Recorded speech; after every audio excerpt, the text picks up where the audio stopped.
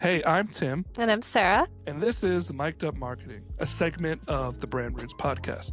These are conversations that we have anyway, whether we're deep in a strategy call or talking shop after a client meeting, but now we're micing ourselves up and hitting record. We talk about the ins and outs of running a brand studio, what's working in marketing, what's broken, and how businesses can actually grow from strategy that actually makes sense. From stories about brand pivots to questions like what even is story brand or who are you selling to? This is a space for honest takes and real insight. If you're creative or a marketer or a business owner trying to figure it out while building something meaningful, you're in the right place. Let's get into the show. Hello, Sarah. Hi, Tim. So today's episode, we are going over your story as an entrepreneur, who you are, how you even got into entrepreneurship, and why should we even care? Who even are you? So you're Sarah. You want to give yourself a little intro? Sure. Yeah. So I am the co-founder of Stump and Root. So I'm going to share a little bit of the story before Stump and Root. I own a creative design and branding studio in Lancaster, Pennsylvania. And Tim, my brother-in-law, was like, let's start a creative design and branding studio. And I was like, bet. You're like, let's do it. Are you sure? And I did not say that. And so, yeah, I've always loved marketing and branding and all of those great things. And I kind of fell into it, kind of stumbled into it, I would say. Stumbled. Anyway. All right. So now that we're acquainted with each other, take us back to where it all started. Yeah. What really first drew you? Oh, yeah. What drew you to writing, being a copywriter, and doing this online? Yeah. So I was 19 and I had just gotten back from... Such a long time ago. I know, so long. And I had just gotten back from college and I was going to school for music, which I loved and still love. Like I still play piano and all that. But I was like, wait, I don't want to do it the way that they're telling me to do this. And I decided I wasn't going to go back to that school. I was like, I need like a little creative outlet, something that just kind of gets me not feeling so depressed about this huge career change that I'm doing at 19. And I'll never forget, I remember I was like crying to my mom and she said, Sarah, this was like at 2 a.m. And she said, Sarah, you don't have to have your whole life figured out at 19 years old. And I was like, you know what? I was like, you know what? Yeah. And I was like, maybe, I love like health and fitness. And I was kind of on a health journey at the time. I was like, why don't I like share some of my thoughts on that in the concept, in the form of a blog? And that was when Tumblr was on the scene. It was like the big thing. It was bigger. It was the biggest blogging platform. And so I was like, I am going to start sharing about health and wellness and my fitness journey. And at that time, then later, I actually was getting a degree in health science with a focus in exercise science. So a complete 180 in career changes. And I think I was very lost, but I was like, I need to at least just get going and ultimately God will work it all out. So I started a blog and now this is when I'm 19 years old. So I remember it had more than like 5,000 followers that I had gotten it up to, which in that world, that was like 100,000. Like nobody. I mean, even now, if you have 5,000 followers, that's still a lot of people that are tuning in to listen to you. Like, even 100 people who are consistent. Like, I mean, like, I think it's easy to undervalue the amount of people that is. Like, imagine 5,000 people sitting in an auditorium listening to you write about, your burpees, passions. Yeah, burpees. Burpees should be banned. No, that's a good point. Yeah, it's kind of like a side note. It's like so many people are like, oh, my video only got 100 views. But if 100 people were standing in front of you clapping for you, you'd feel good about yourself. So, yeah. And I'll never forget, there was this girl, I can't remember her name. I wish I could, but I remember what she looked like. She was a personal trainer, petite, and she always wore a hat. And she would sell these like $5 meal plans and workout sets. And I was like, wait, like you can make money from your passions and like your interests and your hobbies. And that was when the concept of monetization opened up for me. But that's not why I originally started. I was just doing it for free, for fun. And I didn't make money online for a long time. But it definitely planted that little seed. And I thought, one day I want to be able to make money online because I could help more people, I could help myself. And so that's where I got started. And the blog was a little more, I wouldn't say it was anonymous, but it was it was definitely just a really great creative outlet. And I was obsessed with Tumblr. Like Yeah, obsessed, and my you mom definitely are millennial Tumblr girl coded.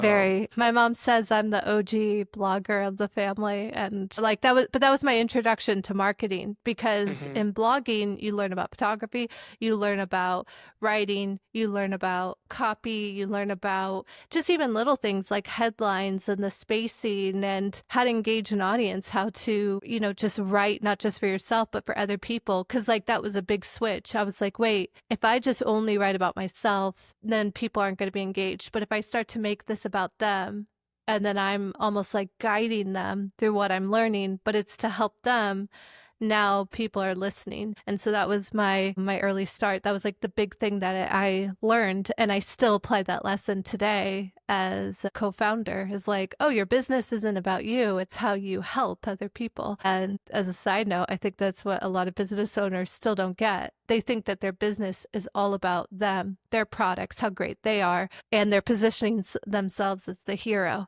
They're not the hero though.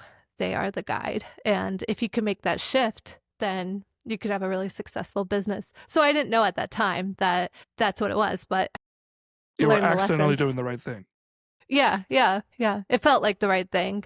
So going from blogging, you have this pretty decently successful blog, and how did you get from that into the next kind of level of marketing, of entrepreneurship? Yeah, so I continued to do that while going to school. And what just kept popping up was this theme of affiliate marketing. Because on Tumblr, I was seeing these girls that they would just make money from affiliate marketing. And at the time, I didn't really fully understand it. But basically, like it would be for softwares or surveys or things like that. And I was like, this is just such a cool concept. But for anyone who doesn't know what affiliate marketing is, because it's often confused with like the umbrella term of digital marketing, but affiliate marketing is basically where you get paid to share another company's services or products. And then if the person buys, you earn a commission for it. And so it's almost like you're the middle person between the company and then the buyer. You're basically just like being like, here, buyer, I think you'd be interested in this product. And then they buy it and then you earn a commission from it. And it's kind of like real estate agents. It's like if you want to buy a house, you're not just going to that owner's house and being like, I want to buy this. You find a realtor, they set up all of these things, and then you buy the house and then they earn a commission for it. Some of the top affiliate programs in the world are like Amazon, for example, and Target, Walmart, like all these companies, Nike, they all have affiliates. And so I knew that it was this up and coming thing, but I was like, let me just observe and see how people do this. And so I was seeing how like these girls were making money from like little softwares, or just, again, these are nominal commissions. Like these are like tiny little commissions. But I remember I got a check for like a couple $100s in the mail for sharing about this like one little service. And again, like I'm young and I'm like, this feels like $1,000 to me, and I'm making money independent of my job. I was a waitress at that time. I hated that job, by the way. That was such a traumatizing job. But so yeah, it was like kept getting planted. And then I had moved to the Hawaiian Islands and decided to kind of go on a whole little adventure over there. And that was a life-altering experience, living in Hawaii on the island of Maui. And I will never forget, I saw this girl online and she was talking about making money like in affiliate marketing, and she was traveling. I think she was like in Germany at the time or something. And I was like, okay, I want to take these skill sets that I have so far that I've like just learned, and if I could make $200, like why couldn't I make, other money? And so she was talking about high ticket commissions, and now we're not looking at a few dollar commissions. We're looking at sales for, $400 or $600 with like direct sale companies, not MLM, but direct sales. That was really cool. And so I was learning about companies like Enagic or, just different softwares that these marketers would use. And it was just really cool to be able to like learn about that. And so I was getting into masterminds and everything, and these community groups. And this is where Facebook really started to come into play. And this is then the golden age of Facebook ads. And so I was in these like mastermind groups, just learning these skill sets. So I learned how to run like Facebook ads, which is, at that time, that was such a valuable skill set to have. And I mean, it still is. Yeah, it still is, but it's changed so much. Like it's so much more complex now. Yeah, yeah. And so I was just like sharing about like these different like services and like, masterminds or like products and everything. And, I was making like money from it and everything. But then, and I was learning about Pinterest and like email marketing. And so like, I felt like I had all these skill sets, and I'm kind of summarizing a lot of it, but basically I was just like, my mind was filled to the brim. Like I was learning how to make funnels, like with ClickFunnels with Russell Brunson's funnel, and just so much cool stuff. And then from there, I was talking on Facebook at the time about just my journey and like what I was learning and like, different results I was having from this. And then these different women from these masterminds were kind of reaching out to me, and they're like, hey, like you have the knowledge that I want. Like, would you coach me? Would you help me with this? And I was like, sure. And like for a long time, I just offered it for free or like, very little amounts of money, because I wanted to just share. I wasn't necessarily wanting to like charge people from that. But then I was like, you know what? Like I would see people charging like $100,000 for their masterminds and their groups. And I'm like, okay, I'm not going to do that. But I, I deserve to be paid for what I'm doing because I'm helping these people, and like they were getting like great results. When I say these individuals, I'm talking about like an Etsy shop owner, like, other affiliate marketers or therapists or, just people who had kind of like, they were like a one show. Solopreneurs. Yeah, business owner, or they were trying to put their name out there, and they were like, I just really need guidance. And so I would do coaching stuff, and that was great. And like, so I was making, money from that. But what was the best part about it was I was helping them, and I had to learn all these other skill sets in order to get good at that, because I think that's kind of a misconception with business is like, okay, I can just rely on the knowledge that I have. No, like you have to keep growing, keep building, keep learning. And you want to like almost prove to people like why you're good, and why you know how to do what you do.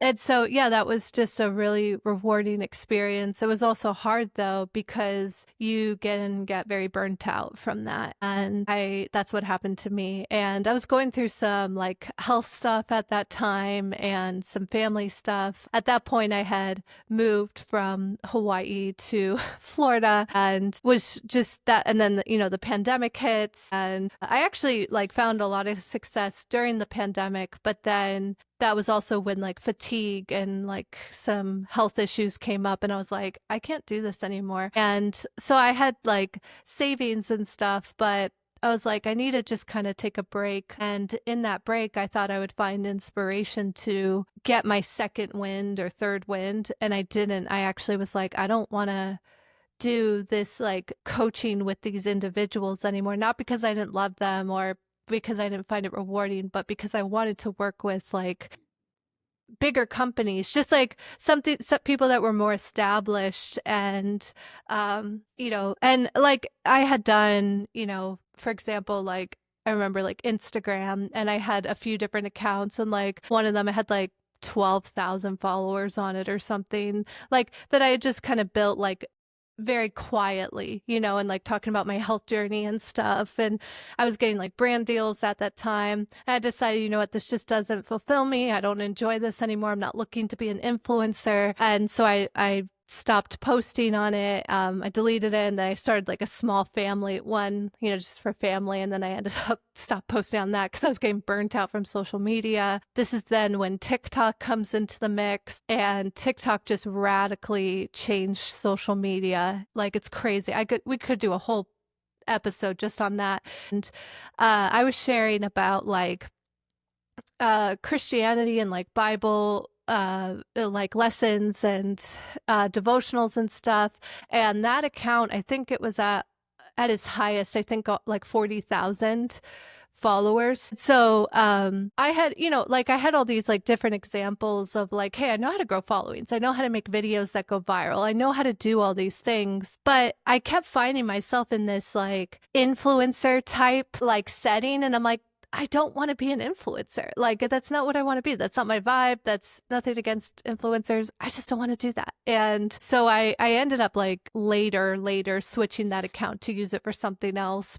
You'd probably think like, why would you grow these huge followings and then just kind of like leave it on the table? And I would say, if it's not fulfilling to you, if it's not working for you anymore, like, you can put anything down. And so I was starting to feel this need for more stability in my work too, because in freelancing income, you could have really high months and then some dipped low ones. And I started to experience that, and I was praying to God for something a little more consistent. And Yeah. Yeah. And so with entrepreneurship, I'm going to even go back a little bit.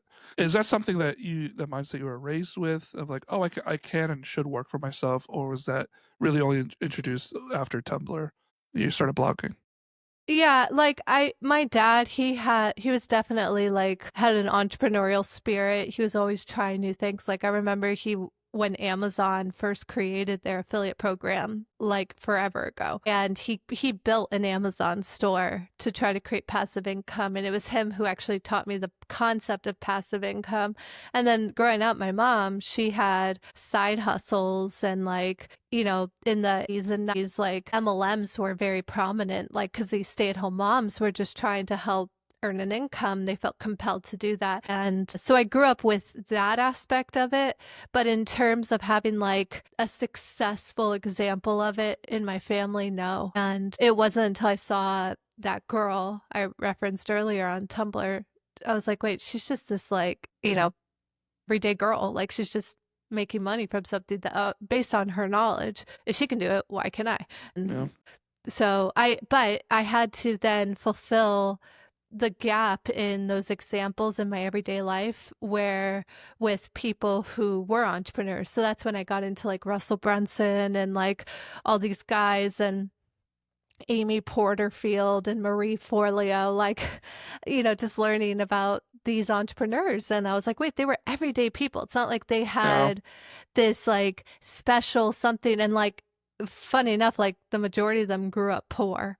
And I come from, that meant a lot to me because I come from a huge family. I have 7 sisters. So I'm one of 8 girls, and we were poor, like and so that there was a lot of mindset work that I had to, and reframing of my mind that I had to do in order to even like think about making money, let alone, or even just forget money, feeling like I could be confident enough to offer something that's valuable to people that would actually change their life. So who are some of the, you kind of mentioned a couple of them, but who are some of the most impactful in your journey for entrepreneurship, like books or videos or? Yeah, Russell Brunson definitely stands out because he was he didn't make money from teaching people how to make money. He made money because his original story is, I think, potato guns. Like, he was selling them just because he thought that they were fun and cool. And when I read that in the book, I was like, surely he means something else. Oh, like a potato gun is something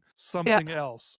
Yeah. It could not be a toy that uses compressed air to shoot a potato 50 to 100 feet away. Like, there's no way it meant that. But And then, and then that's exactly what it meant. Yeah. So he was, he was just kind of the real deal. And then he was like, wait, let me like build up ClickFunnels. And it all started with this like idea of, hey, I just want to build a software that helps people through the customer journey. And it's kind of like a 24/7 sales machine for your business. That's what a ClickFunnel is. So definitely him. And then Marie Forleo really stands out as kind of like that early inspiration. She's this Italian woman who I always thought was wearing hair extensions, but she's not. Her hair is just naturally, even in her older age, really big and beautiful. And I'm like, wow. But she had started, I think she was a fitness instructor at first, and then she got into podcasting, and like then she started writing books, and like she just has like a crazy story. And she wrote a book called Everything is Figure Outable, and I take that with me to this day, is like no matter what your problems are, there's always a solution. You can always figure it out. And Tim and I we're believers in Jesus, and so we know we're not alone in like our walk in life. But I feel like a lot of business owners, they adopt this victim mindset where they're like, oh, everything's just happening to me and I'm a victim and there's nothing else I can do in my life. And I grew up poor and so therefore I'm always going to be poor. No, like you can at any point change your life, pivot, do something different. Something's not working, you could change it. And so there were definitely like the male and female examples of, hey, if you're consistent and you just keep going, and it doesn't matter where you came from, it matters what you choose to do with your life and how you help people, I think is a big thing then. So I was really grateful to have those two frames of beautiful examples of entrepreneurship. Yeah, no, and great examples. Russell Brunson is someone that you turned me to and really showed me. Another person you told me about with Alex Hormozy, which is, I'm like, when I read his books, I was like, dang, like everyone thinks he's some kind of grifter, but I'm like, no, he's the real deal. He knows what he's talking about. Yeah. And he has such helpful advice. But anyway, so kind of moving into the next stage of life, you have done the blogging, you've moved from Hawaii back down to Florida, and then now you moved up to Lancaster where I'm at. And and just to kind of preface, for other people who are listening to the story, like obviously this is Sarah's story, but where I come into the picture is that Sarah moves here, and that's when we get to know each other. And I had started working at a swing set company, and I was doing everything there. Yeah.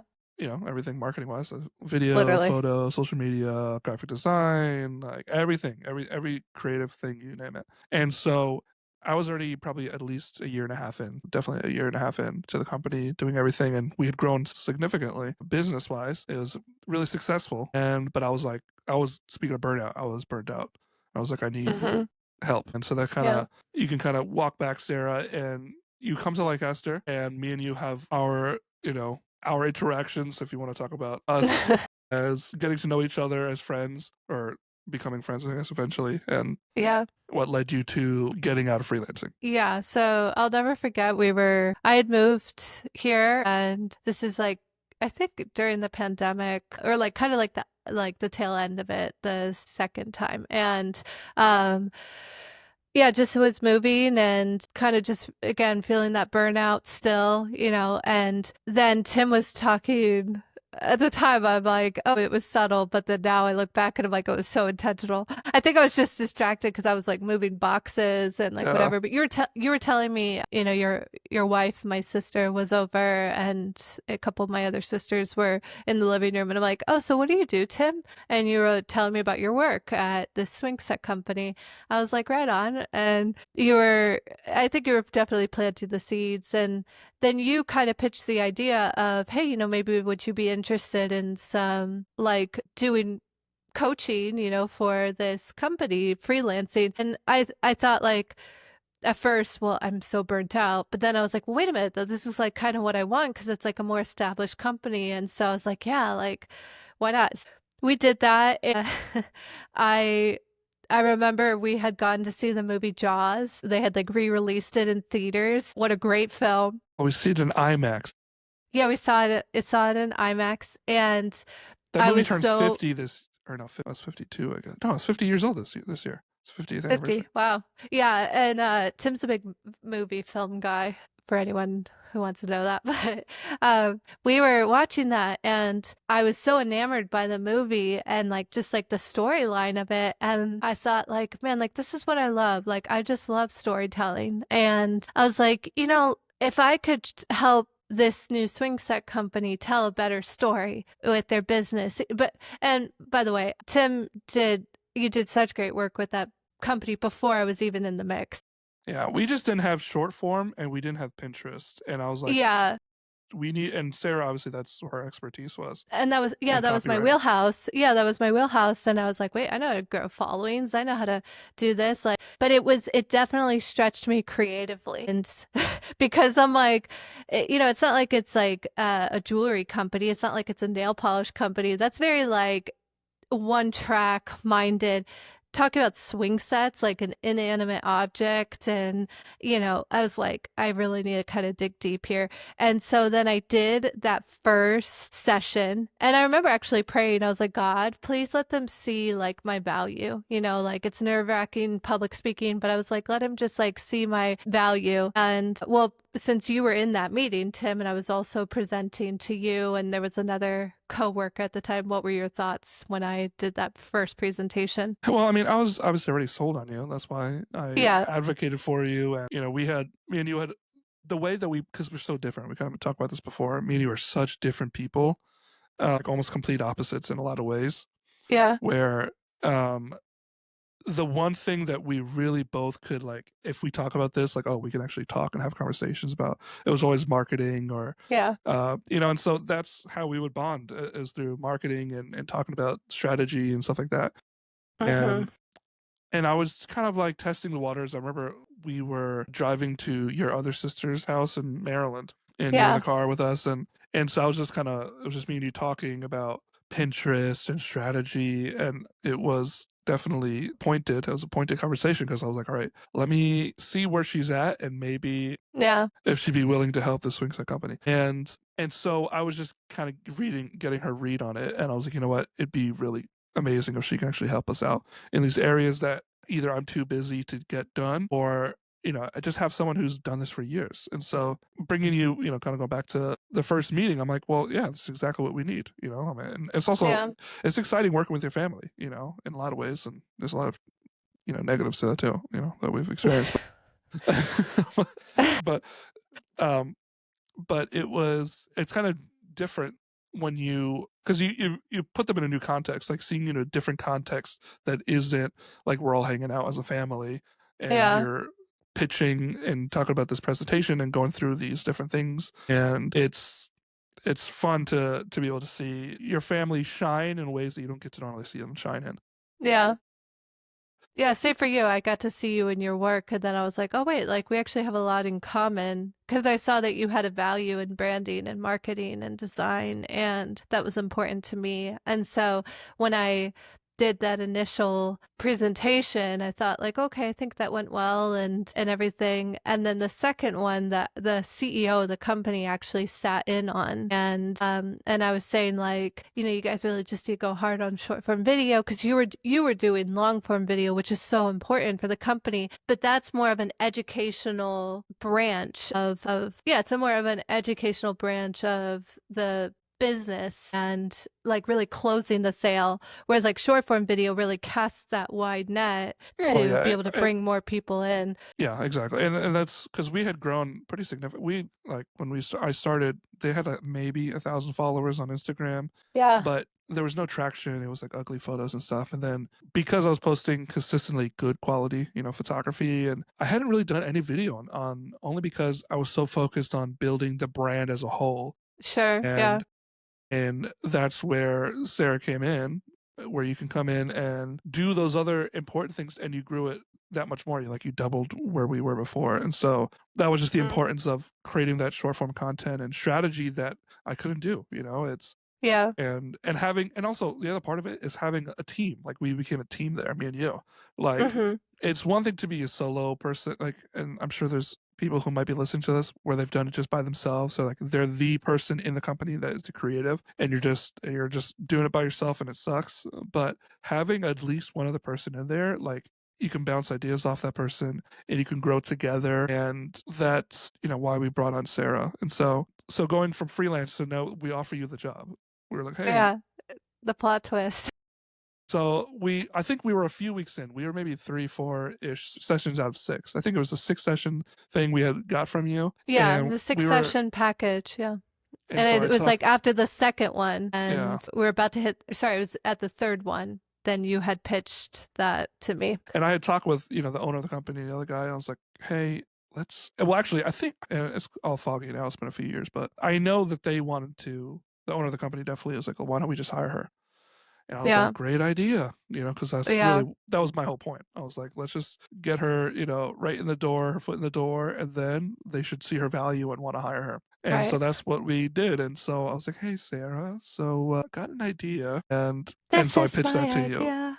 So Yep. Yeah. We went to, yeah, that was like definitely a curveball. But then I look back and I'm like, well, God, I did pray that they would see my value. So I guess this is one of the ways they're seeing my value. And I was, I was so hesitant about it because I'm like, wait a minute, I have been freelancing for forever. Like, I haven't had a 9 to 5 job since I worked as a waitress when I was, I don't know, like, no, not actually, that's not true. I was a manager at a yoga studio, which actually I forgot about that part. I learned a lot about marketing there because nobody else was doing it. And I was like, well, I guess I have to market this this yoga studio. So, it just kind of went against everything. But when you get those gut feelings that you're like, this feels like counterintuitive, but I think I'm supposed to do it. It was that. And I wasn't trying to play coy. I was genuinely hesitant. And like, if I truly didn't want to do it, I would have been like, no, like I'll continue the package. We can work independently and like collaboratively, but no, but that's not where it was leaning toward. I really felt like God was wanting me to go down that path. And I was like, okay, well, this is not really what I thought would be my path, but maybe there's some fruit in it later. So I said yes. And looking back, I'm like, oh, that presentation, that was technically my interview. Like, because I remember some people out in the company, they were like, wait, so like, how did your interview go when you started? And I was like, I didn't interview. They just they offered me a job based off of my value and work. So we did that together. And I remember telling the owners, I said, I don't need an ad budget. I don't want an ad budget. I'm going to show you that I can make viral videos, and not even just viral videos, but just good short form videos that help tell your brand story. And I remember like even just coaching you guys on some short form video before I was like even in the company internally, and you guys started going viral, and that was a big deal for you guys. It just puts a lot of wind in your sails. And you had filmed that video, and yeah, especially I would say the video that went legitimately viral, like by all metrics, because there's videos that are doing really well. Like our view counts were high, like we're getting 20 to 100,000 views on videos when you were starting making them. But then we have this conversation where they were like, man. I won't do my impersonation, but like, well, how do we go viral? Why can't we go viral? And in hindsight, I know what was going on. Like, because at that point, Sarah's been working there for several months, almost a year, and things were wrapping up, for us, our time at the company. I'll say that. Yeah. And so they were trying to push us out of the company, more or less. Yeah. And so the critique was, and I would say, from one of the other people within the company, they're like, well, how do we go viral? Why haven't we gone viral? Why is our content too polished? And too beautiful. Our content was too pretty. It needed to be ugly. I'm like, what raw, are you talking? Yeah, raw and dirty. That's a direct quote. Raw and dirty. and so we were like, because what they were doing was they were undermining our skills, the video, the hard work we've done that had already made them millions. Like Sarah's hard work on Pinterest had brought a lot of eyes there. Like, and same thing with like lots of sales that came from Pinterest. And there was. Yeah, I remember one pin directly. I was able to actually track it correctly. One pin that I had done had brought in over like 50 grand of revenue into the company. That was just one pin, and those pins are still making them money. Yeah. And that short form, those or Instagram reels, like they're still making them millions of dollars to this day.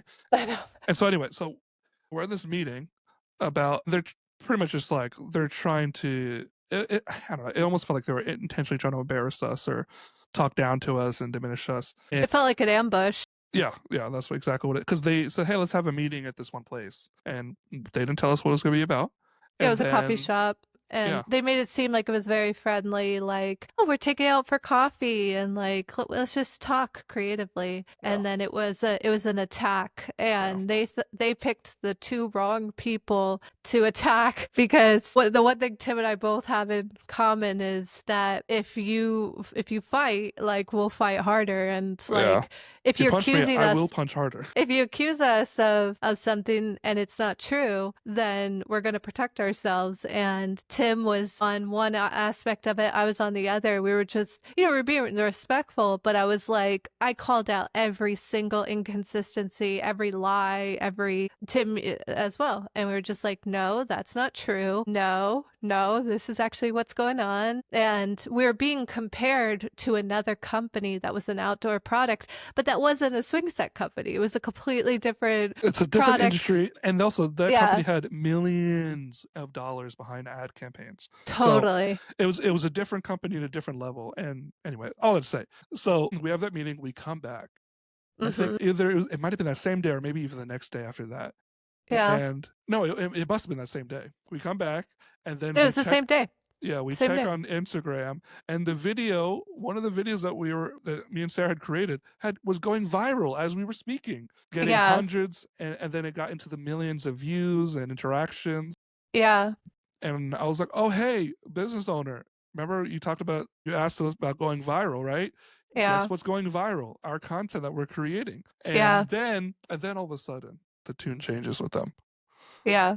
Do you remember, if you want to talk about that? It was just so great. It was like, I'll never forget their face. And I was like, but it also felt like God being like, okay, if you're going to attack my children, I'm going to have the final laugh, because like he knew that we were, just really trying to make good content for this company.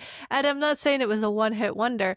I can point to countless videos that have garnered millions of views and hundreds and hundreds and hundreds of thousands of views across the board just with that company, whether it was short form videos that Tim and I both made together, or even if it was just ones that I took on all by myself because, you were focusing on the long form. And it was almost like something just kind of switched, like, and like the thing is that a lot of companies try to go viral from the onset, and they just want a viral hit from day one. But the goal is actually not to go viral. The goal is to create great content that shares your company story, because maybe this is its own podcast episode, but it's not always a good thing to go viral, which is a hot take. And so we'll have to do a... Yeah. But with that, and then because all of a sudden their tune changed. Oh, well, it's not really that great to go viral. The numbers aren't everything. Like, wait, hold on. You were complaining that we didn't have enough numbers. And then now you're saying that the numbers don't mean anything, and that's how you know they were like, these people are fools. I'm like, you're coming down on us for doing our jobs well now, and well, actually those are vanity metrics. I'm like, what are you on? Right. That leads into the next part of our journey at the company. Yeah. Which, there was one of the guys, he like yelled at me for something that was actually not my fault. It was his fault, ironically. And I remained calm, and I was like, you know what? It's not even worth arguing with this guy. It's fine. And so I walked out, and I just went and filmed content to make another viral video. And then Tim, who defended me, and let me tell you real quick, I was livid. I was screaming like I've never screamed before, because up until that point, I'd been the most perfectly respectful person. I never raised my voice once. Like, with the disrespect like that we'd experienced before in the company, I'd, like a lamb to the slaughter almost. It was like a lamb to the slaughter before that. And then now I'm like, I will not tolerate this for one more second, because this guy in the company, he's this massive, jerk, put it nicely. And he just like tried to berate Sarah, to embarrass her. That was the point of what he was trying to do. And so Sarah left, And then I had talked with the owner and I was like, I'm done. I'm done with this, you know? And I'm like, I had never talked about this guy in a bad way before. I had never talked about how he had failed to do his job in multiple ways. And I was like, I was on fire at that point. And because of that, like initially there was like, oh no, okay, we'll make it work, whatever. Because we were, I would say, really instrumental in the success of the company. Like everything else, like the company was everything about the company was right on the money. Sales was the sales team was great. They were doing an incredible job. The product Yeah. itself, incredible. Like the customer service, incredible. Everything was the only reason that everything the whole company worked is because everyone was on fire. But Mm-hmm. and I've said this even at the company, like if you don't have marketing, it doesn't matter how good your product is Yeah. because no one will buy it because they don't know you exist. Yeah. And you can put as much money because that's what that guy did at the company. You can pump as much money into the photography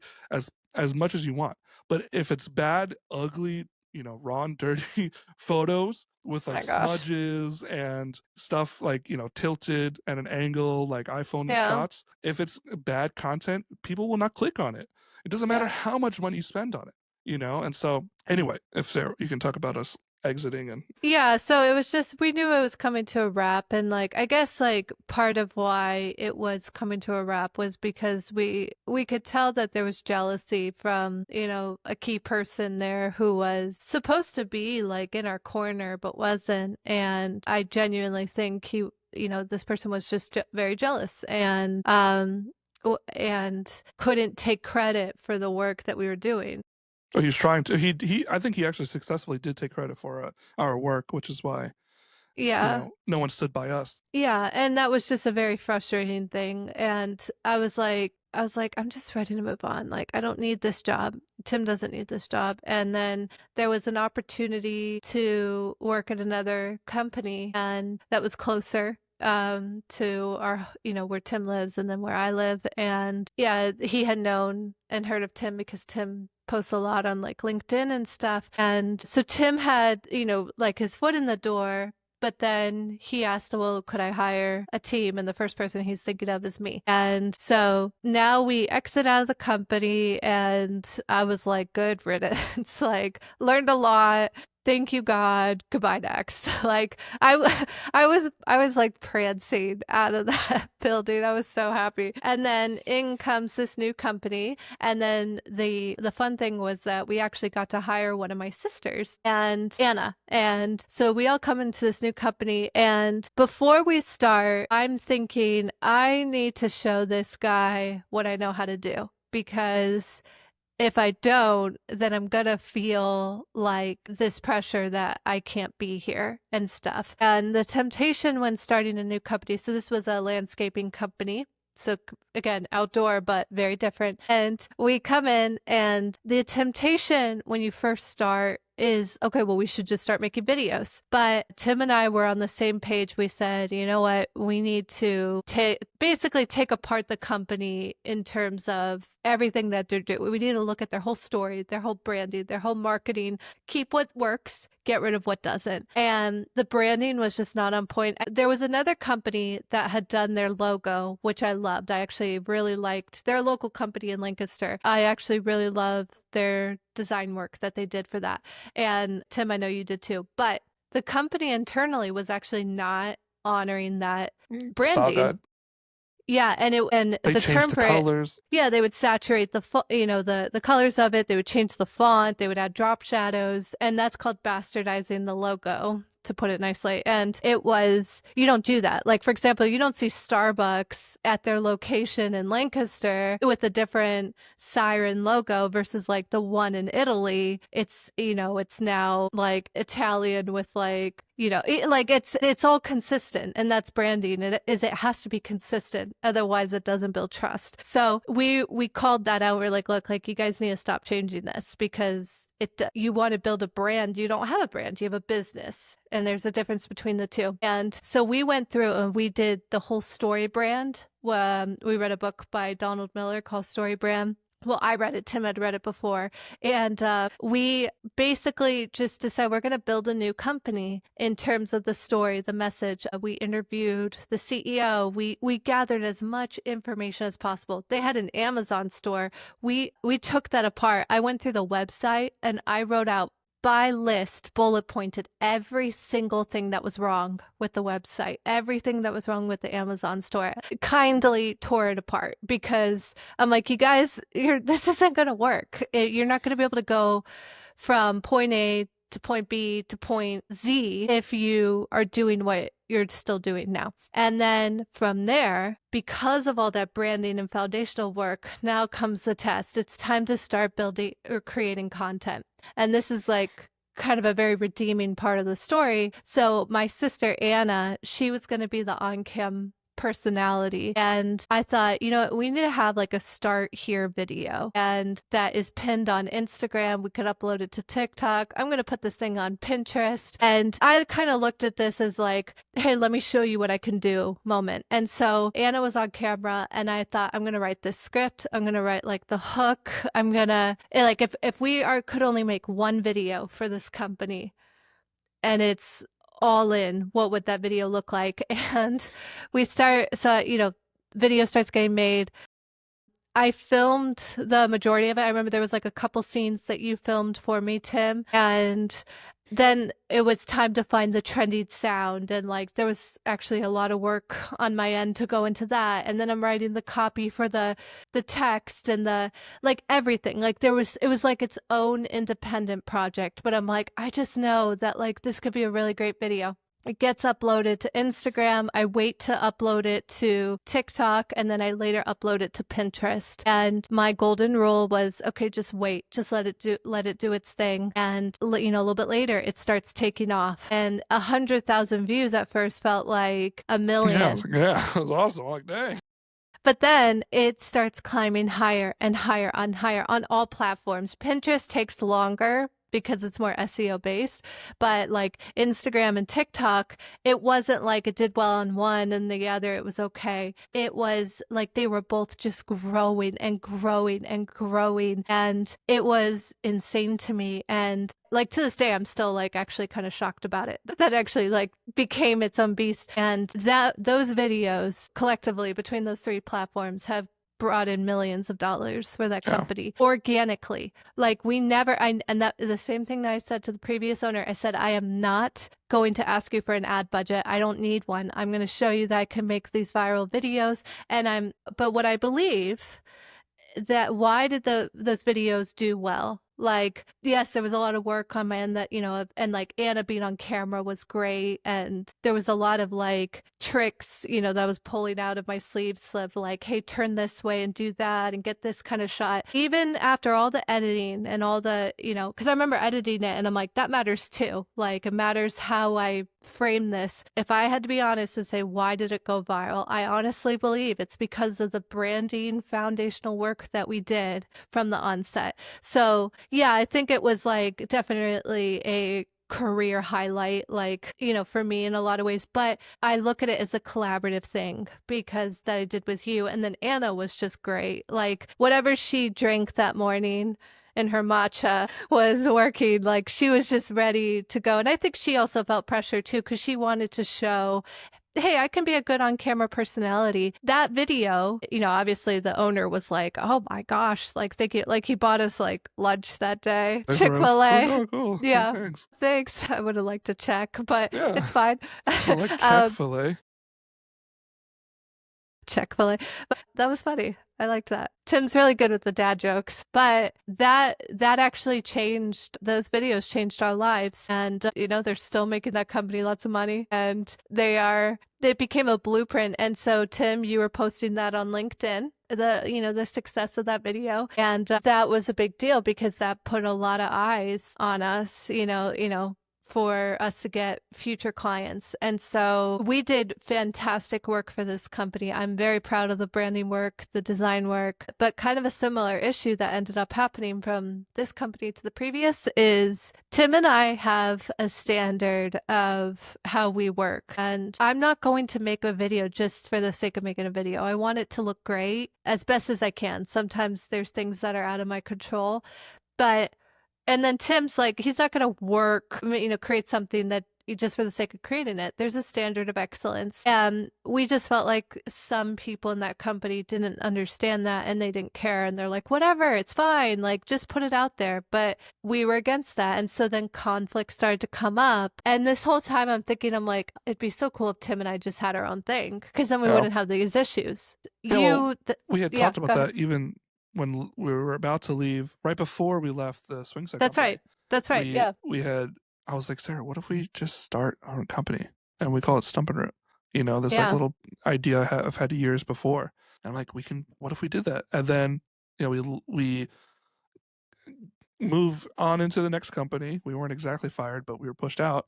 And then we put it on hold. It was like, let's just focus on this company. Yeah. It just wasn't the right time, but we never forgot about it. And like, I remember going to visit my parents in Hawaii for that. You had sent me like a Stump and Root document, and I just felt like I was like, this is a later thing, not a not now thing. But I remember even telling my parents there in Hawaii, like, yeah, like Tim and I want to start this thing one day. So we did great work, but it was just, again, like, I feel like a good sign that it's time to move on from something is like when the grace starts running out, and creatively we felt drained and dried up. And then the plot twist was we were working on Stump and Root, and we're like, you know what? In 3 months, let's put in our 2-week notice. It wasn't even that. It was what? To contradict you. We're like, all right, because we were fed up with how people were treating us, and graces were running thin, with people. And so the plan was, let's start Stump and Root. Let's get everything ready for August. So this was maybe February-ish, and we're like, let's get ready for August. We'll have our offers, we'll have our website, logo, branding, I think, ready to go for August, and then we'll start getting clients. Mm-hmm. And then when we have enough of a foundation financially, we can quit. That's what it was. Okay, yeah. And so that was the plan. And then what holiday was it? Memorial Day. Memorial Day, yeah. I always get those two mixed up. Memorial Day. We come back, and it wasn't even maybe 7:30 in the morning. And in walks our boss, and who I hadn't seen in months because he would just was never there, was never checking in with us.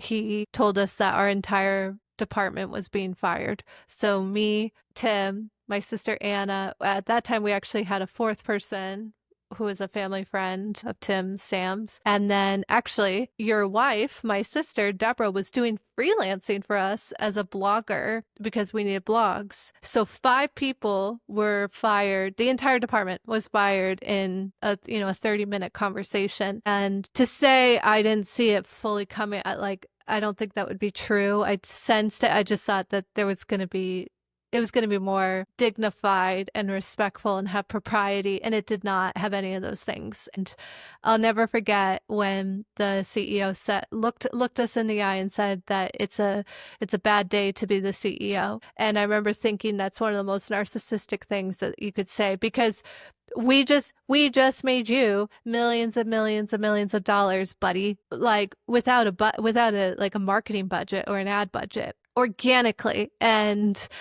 did literally brought your Amazon store, your entire company to incredible heights, to the point where other companies are taking notice. And you have the audacity to fire me and my sisters, and then our family friend, and then my brother-in-law, and you had a 7-month-old baby. You're still a brand new dad, basically. And I will never forget that. She was a year old at that point. She was Was she?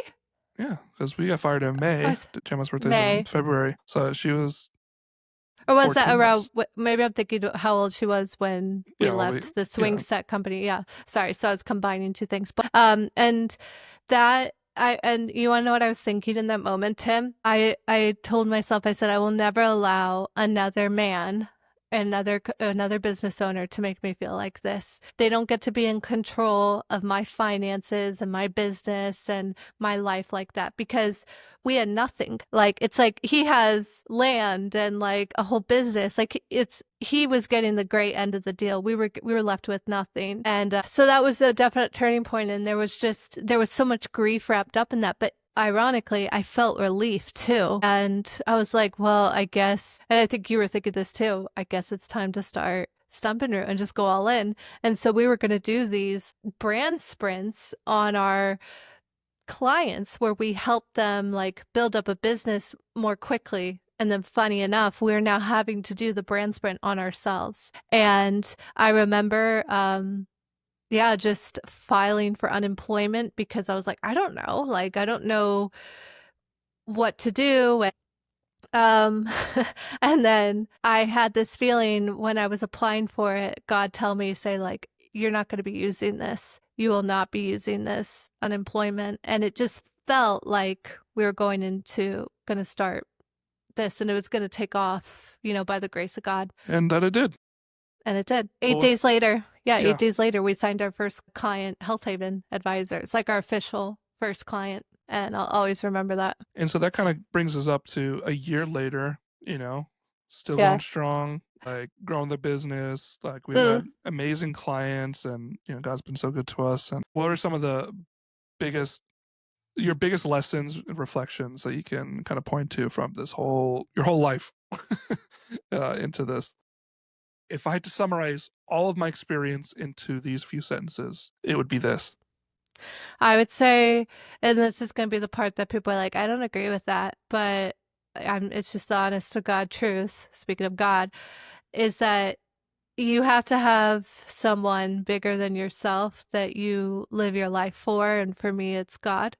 I don't think I would have made it through all the trials that I had without him. And I really summarize stuff, but like I went through a lot of things, and like even currently going through stuff and things that maybe I didn't ask for, or things that just feel unfair. It's like, wait, why is this happening? But you can never stop. You crawl if you have to, but you can never stop. But who gives you rest is God. And I genuinely don't know how people do business.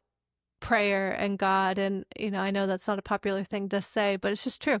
And I see his fingerprints all over it. And I would say too, like, I used to think that there was something wrong with me because I had a hard time with like authority, or like I always questioned teachers. I'd be like, well, wait a minute, like, why this or why that? And they'd be like, because that's the way it is. And I'm like, no, but why? Like, I always am wanting to learn and know things. And some classes I was put into like special ed because like, just like math wasn't my subject, or, whatever. But I had a lot of limitations put on me by other people, and even some family members, like they're like, just get a real job, get a big girl job, Sarah, is the phrase I was told. And I was like, you know what? No, like if I have a calling and I feel like God wants me to do something, that I have to do it with my whole heart. And that's what I'm going to do. And had I listened to the people who told me to become a nurse, who had told me to become a physician's assistant,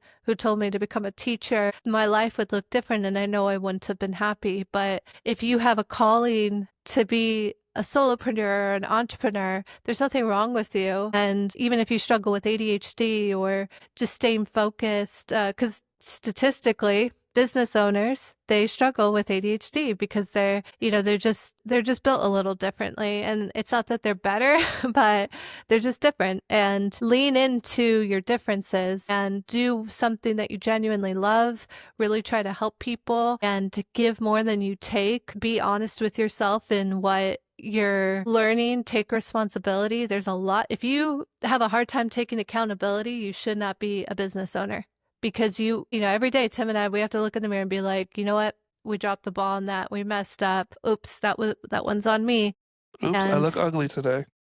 And I'm just gonna blow right past that. And it was just it's hard, but yeah, if you have that calling, you need to listen to it. And there's some really beautiful things on the other side of that that listening and that obedience. And I guess as a closing thought, the average person spends over 80,000 hours of their life working. And if you're going to work, then you need to be doing something that you really love. And I know what it's like to work in jobs that I hated and where I was taken advantage of and where I wasn't given credit. And I say no more to that, and so just find what you love and get better at it and make God number one in your life. So if you can give just one single piece of advice to your 19-year-old self who has started her blog on Tumblr, what would that be? I would say learn as much as you can, give as much as you can, and be kind to yourself. Yeah. All right. So that concludes this episode of Mic'd Up. A lot of the story obviously I already know, but it's so nice to hear that, because I'm sure there's tons of people who, Lord willing, will listen to this and relate to you in such a deep way, because our stories are very different, Yeah. And being able to see that you were just, and still are, a normal girl, normal woman who is trying to find her way in the world and just trying to provide, and that's kind of the thing, providing in a way that resonates with your passions and aligns with your calling. And I would say that's what everyone should do. And so I would say thanks everyone so much for listening to this episode of the Brand Roots Podcast, Mic'd Up, and we will talk to you soon. Thank you.